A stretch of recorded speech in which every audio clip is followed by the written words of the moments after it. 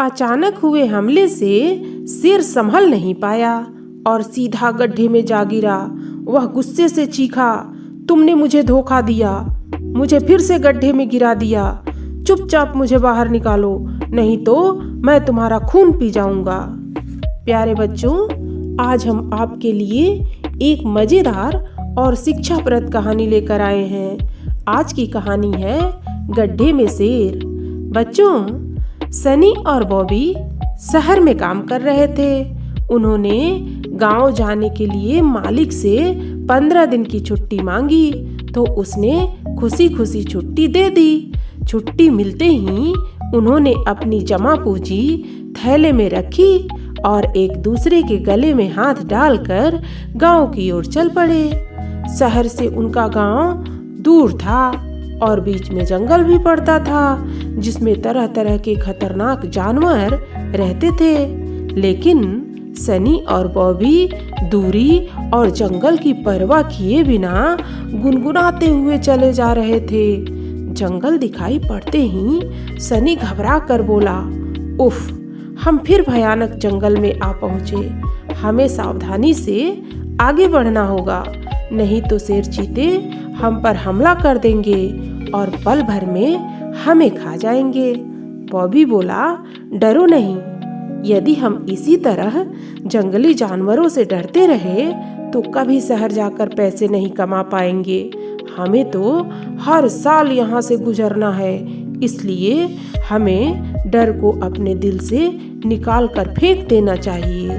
बॉबी हिम्मत बढ़ाते हुए बोला, ठीक है, मैं कोशिश करता हूँ, पर जब शेर सामने हो तो मुझे अकेला छोड़कर भागना नहीं। सनी ने कहा, अच्छा बाबा, नहीं भागूंगा, मैं तुम्हारा बड़ा भाई हूँ, इसलिए तुम्हारी रक्षा करना मेरा फर्ज है। बॉबी उसकी पीठ थपथपाते हुए बोला। इसके बाद दोनों बातें करते हुए कब जंगल के बीचों बीच पहुँच गए उन्हें पता ही नहीं चला। दोनों सावधानी से आगे बढ़ रहे थे कि तभी उन्हें एक जोरदार आवाज सुनाई पड़ी, बचाओ बचाओ। सन्नी ने कहा, लगता है कि कोई मुसीबत में है और मदद के लिए पुकार रहा है, तो फिर जल्दी चलो, उसकी मदद करना हमारा फर्ज है। बॉबी ने कहा। वह आवाज एक गड्ढे से आ रही थी। सनी और बॉबी आवाज का पीछा करते हुए गड्ढे तक जा पहुँचे। गड्ढे में झांका तो उनकी सिट्टी पिट्टी गुम हो गई। सनी घबरा कर बोला, अरे, इस गड्ढे में तो शेर फंसा हुआ है। जरूर यह गड्ढा शिकारियों ने खोदा होगा। किसी ने भी खोदा हो, हमें क्या, हमें इस शेर की मदद करनी चाहिए। शेर गड्ढे से बाहर निकलते ही हमारी दावत उड़ा सकता है। बॉबी खतरे की ओर इशारा करते हुए बोला, अगर हम उसे यहाँ ऐसे ही छोड़ दें तो शिकारी उसे जरूर मार डालेंगे। यह हमारी ड्यूटी है कि उसकी मदद करें। शेर उनकी बातें सुन रहा था। उनको मदद ना करते देखकर वह दहाड़े मारकर रोने लगा और बोला, शायद मेरी किस्मत में इस गड्ढे में गिरकर ही मरना लिखा है। हाय, कोई भी इस बेचारे शेर की मदद करना नहीं चाहता। हाय, अब मैं क्या करूं? किसे मदद के लिए बुलाऊं? हम तुम्हारी मदद करना तो चाहते हैं, पर हमें डर है कि तुम बाहर निकलते ही हमें खा जाओगे। सनी बॉबी तरस खाकर बोले, नहीं नहीं, मैं तुम्हें नहीं खाऊंगा। भला जान बचाने वाले को भी कोई खाता है? मैं वादा करता हूँ कि तुम दोनों को सही सलामत जंगल से बाहर निकल जाने दूंगा। शेर गिड़गिड़ा कर बोला। सनी और बॉबी ने जल्दी से जंगली लताओं को लपेटकर रस्सी बनाई और उसे गड्ढे में डालकर चिल्लाए, शेर जी, यह लो रस्सी, तुम इसे मजबूती से पकड़ लो। हम तुम्हें इस रस्सी के सहारे बाहर खींचते हैं। फिर क्या था, शेर ने जल्दी से रस्सी पकड़ ली और सनी और बॉबी पूरी ताकत लगाकर उसे ऊपर की ओर खींचने लगे। जल्दी ही उनकी मेहनत रंग लाई और शेर गड्ढे से बाहर निकलने में कामयाब हो गया। गड्ढे से बाहर निकलते ही शेर ने चैन की सांस ली और बोला, तुम दोनों को बहुत बहुत धन्यवाद। यदि तुम दोनों मुझे बाहर नहीं निकालते तो मैं बेमौत मारा जाता। इससे पहले कि मेरी शिकारी प्रवृत्ति जाग उठे, तुम दोनों फटाफट इस जंगल से बाहर निकल जाओ। हालांकि शेर ने अपना वादा उस समय पूरा किया था, लेकिन सनी और बॉबी को उस पर भरोसा नहीं था, इसलिए बिना समय गंवाए वे चल पड़े। उनके जाते ही शेर पेड़ की छांव में लेट गया और शिकार के आने का इंतजार करने लगा। वह कई दिनों से गड्ढे में कैद था, इसलिए वह बहुत भूखा था। बहुत इंतजार करने के बाद भी जब शिकार नहीं आया तो उसके सब्र का बांध टूट गया और वह बड़बड़ाया, उफ, भूख के मारे मेरी तो जान निकली जा रही है। मैं पिछले 8 दिन से भूखा हूँ। यदि जल्दी ही मुझे शिकार नहीं मिला तो मैं मर जाऊंगा। फिर वह यहाँ वहाँ शिकार की खोजबीन में जुट गया, पर उसकी हर कोशिश नाकाम रही और वह थकान से चूर हो गया। तभी उसके दिमाग में एक आइडिया सूझा, तो वह आंखें मटका कर बोला, अरे मैं तो बेकार ही परेशान हो रहा हूँ। जब तक सनी और बॉबी इस जंगल में हैं, मैं उन्हें आसानी से दबोच कर अपनी भूख मिटा सकता हूँ। इससे पहले कि दोनों जंगल से बाहर जाएं, मुझे उन तक पहुँचने के लिए उनकी गंध का पीछा करना होगा। शेर सनी और बॉबी का एहसान भूल चुका था, इसलिए शिकार करने के लिए उनकी गंध सूंघते हुए पीछा करने लगा। सनी और बॉबी अभी ज्यादा दूर नहीं गए थे और इस बात से अनजान थे कि जिस शेर की उन्होंने जान बचाई है, वही उनका शिकार करने के लिए पीछा करते हुए बढ़ा चला आ रहा है। सनी और बॉबी आराम से गांव की ओर चले जा रहे थे। तभी उन्हें झाड़ियों में सरसराहट की आवाज लगी। उनके कदम ठिठक गए। उन्होंने पीछे मुड़कर देखा तो सामने शेर को खड़ा पाया। देखकर सन्नी ने कहा, अरे तुम फिर आ गए।